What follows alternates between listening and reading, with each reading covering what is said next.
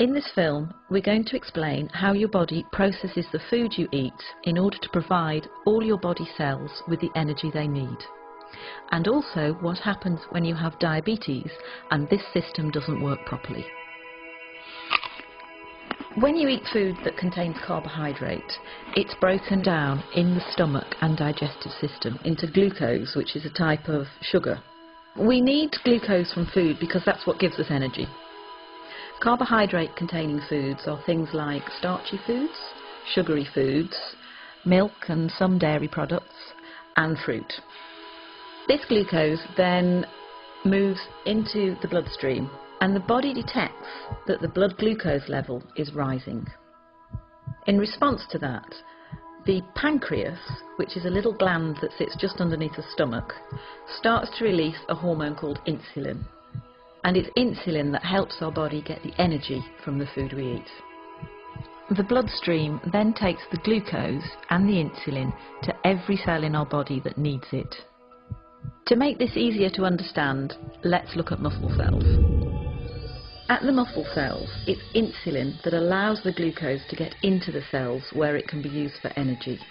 It's a bit like insulin is a key unlocking the door to the cells so the glucose can get in. That way, the blood glucose level starts to drop.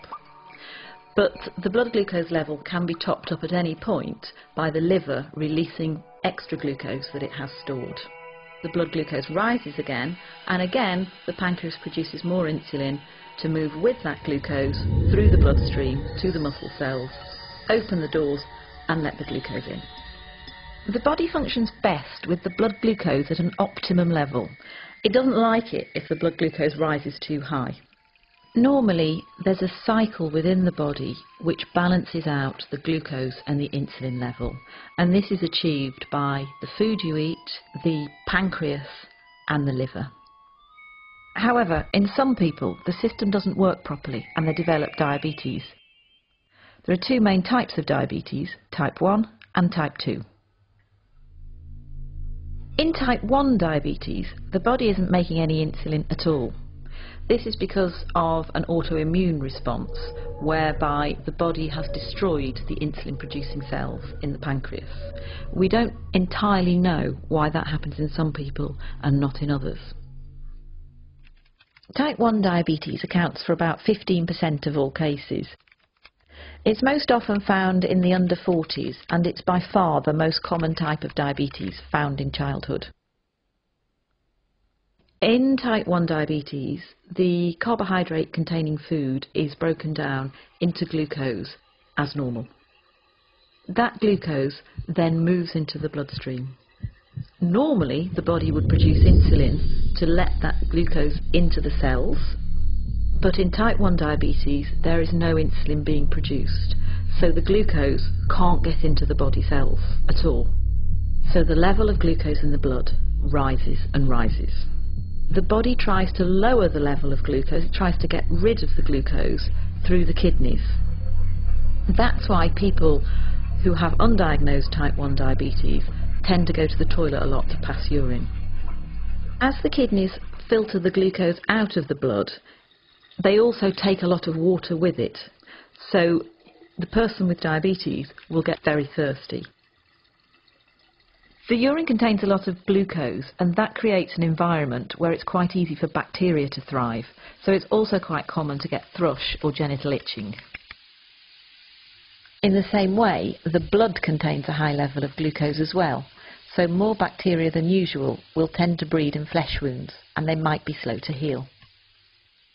Glucose can also build up in the lens at the front of the eye, causing the liquid in the lens to become cloudy.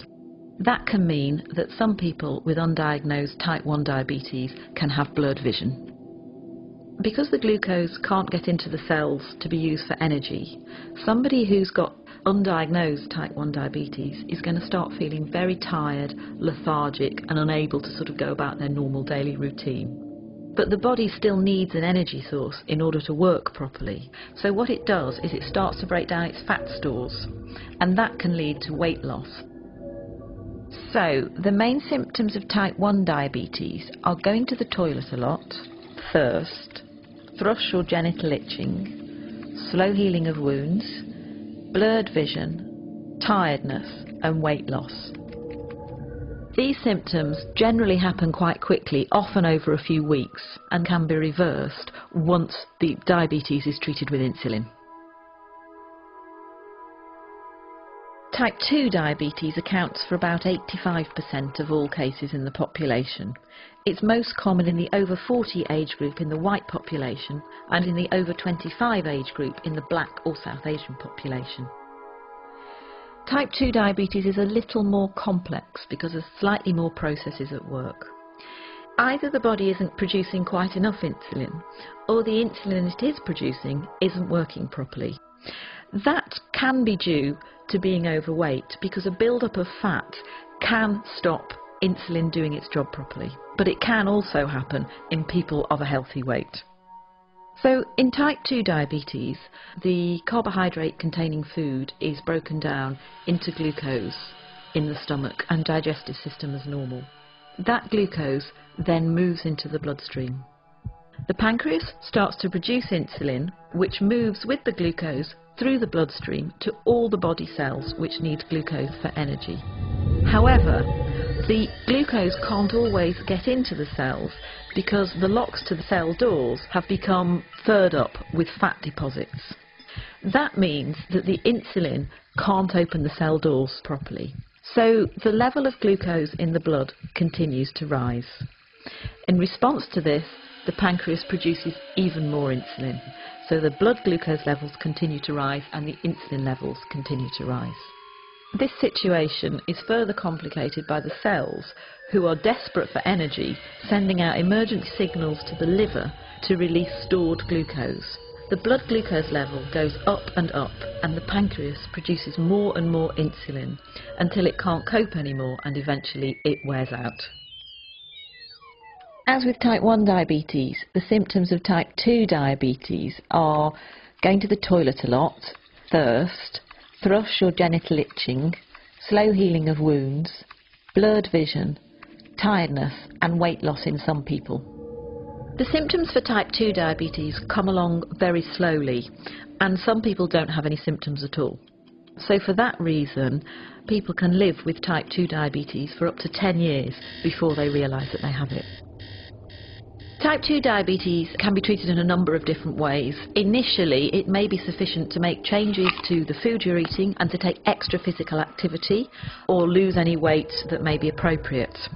But type 2 diabetes is a progressive condition and most people will need some form of medication to treat it.